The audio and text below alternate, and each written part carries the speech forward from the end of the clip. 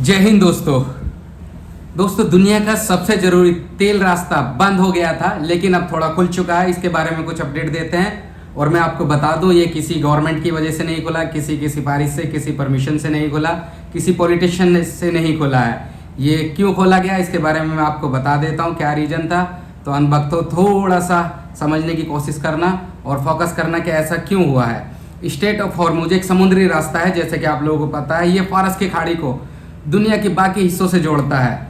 दुनिया का लगभग 20% तेल इसी रास्ते से आता है, पूरी दुनिया का, हमारा नहीं, जितना भी ऑल ओवर वर्ल्ड का है 20% इसी रास्ते से आएगा। और कुछ हुआ क्या था, युद्ध और तनाव के कारण ये इलाका बहुत ज़्यादा संवेदनशील है और थोड़ा सा कॉम्प्लिकेटेड है। समुद्र का छोटा एक रास्ता है। ईरान ने इस रास्ते पर कड़ा नियंत्रण कर दिया था, कई जहाज़ों को रोक दिया गया और आवाजाही सब कुछ सीमित कर दी थी, कुछ हद तक रोक भी दिया था। क्या अब रास्ता खुल गया है?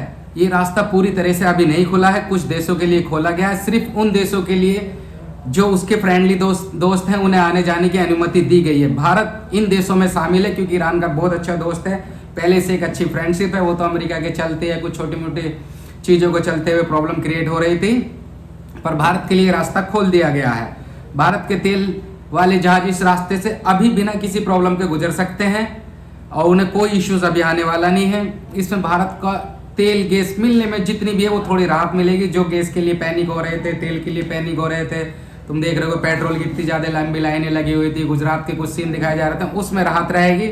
लेकिन अभी भी एक बात का ध्यान रखना, खतरा जो है वो पूरी तरह से टला नहीं है, बना हुआ है। अभी ये रास्ता पूरी तरह से सुरक्षित नहीं हुआ। इसका आम आदमी पर क्या असर पड़ रहा था और क्या पड़ेगा? अगर रास्ता फिर से बंद होता है तो पेट्रोल और गैस महंगे हो सकते हैं। गैस की ऑलरेडी से प्रॉब्लम पहले से चल रही है, तो चांस ये रहेगा कि आपको फिर से लाइनों में लगना पड़ सकता है। चांस है अभी, पर अभी तो खुल गया, अभी इतनी कोई दिक्कत होने वाली नहीं है। निष्कर्ष इसका क्या निकलता है, रास्ता पूरी तरीके से नहीं खुला है, ये क्लियर है, क्योंकि इसमें अभी उसने सिर्फ फ्रेंड सर्कल में इंडिया उसका आता है।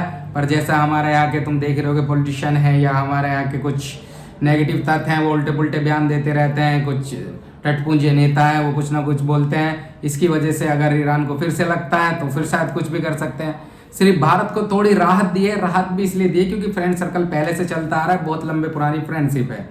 दूसरा क्या था, कश्मीर का उन्होंने बाकायदा थैंक यू बोला है, क्योंकि कश्मीर के लोगों ने कुछ डोनेट किया है और उनका कुछ फंड होगा, क्लियर नहीं है। फंड को डोनेट करने के बाद उन्होंने बाकायदा ईरान ने थैंक यू बोला और अपने मिसाइल पे भी उनका नाम लिखा है। स्थिति अभी भी जोखिम भरी है, अभी क्लियर नहीं है, क्योंकि अगर ईरान चाहे तो उसे फिर से बंद कर सकता है। पर दूसरी राहत की बात यह है कि ईरान जो है अभी इंडियन करेंसी में शायद हम लोगों को तेल दे देगा, जिससे हम लोगों को और ज़्यादा बेनिफिट और फायदा होने के चांस रहेंगे। अब देखते हैं भविष्य में इनका क्या होता है क्या नहीं होता, पर चांस ये है। अभी इंडिया एक बहुत अच्छी फ्रेंड सर्कल है, इंडिया के साथ ईरान की दोस्ती बनी हुई है और ये अगर कंटिन्यू इसे ओपन रखता है तो चांस ये रहेगा कि रास्ता कंटिन्यू खुला रहेगा। इससे हम लोगों को गैस में ज़्यादा राहत मिलती रहेगी, प्लस पेट्रोल भी सेम क्वांटिटी में बना रहेगा, महंगा होने के चांस कम रहेंगे। चलिए, ये अभी की जानकारी थी, शेयर कीजिएगा। थैंक यू, जय हिंद।